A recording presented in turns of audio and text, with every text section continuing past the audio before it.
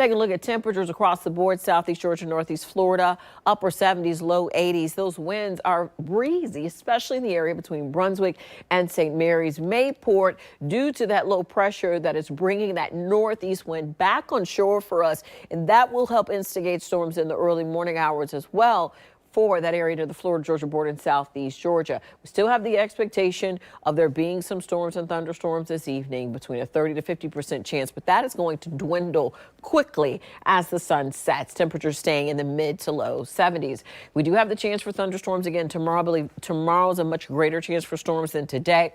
If you do head to the beach, keep in mind we do have a moderate rip current risk across the board. We no longer have that high rip current risk. That has since dwindled.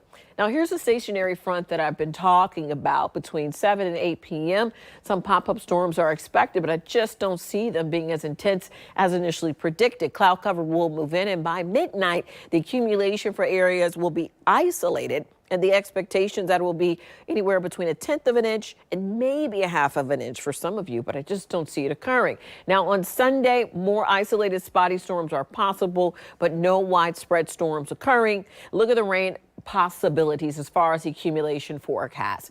Over the next 48 hours, the biggest rain accumulation is going to be along the coast with that low pressure bringing in that northeast wind. Brunswick's at 1/4 of an inch, but you can see the area where we'll have the greatest impact between St. Mary's and Mayport, looking at 1 1/4 to 1 3/4.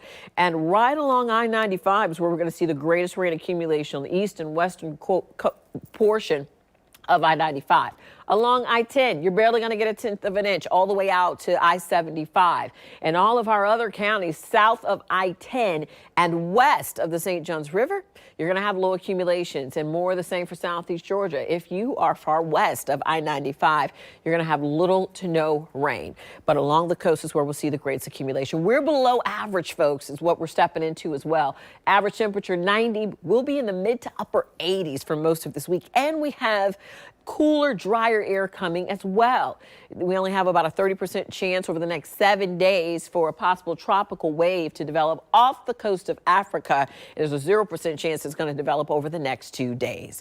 Back here at home, temperatures will be tonight in the low 70s across the board.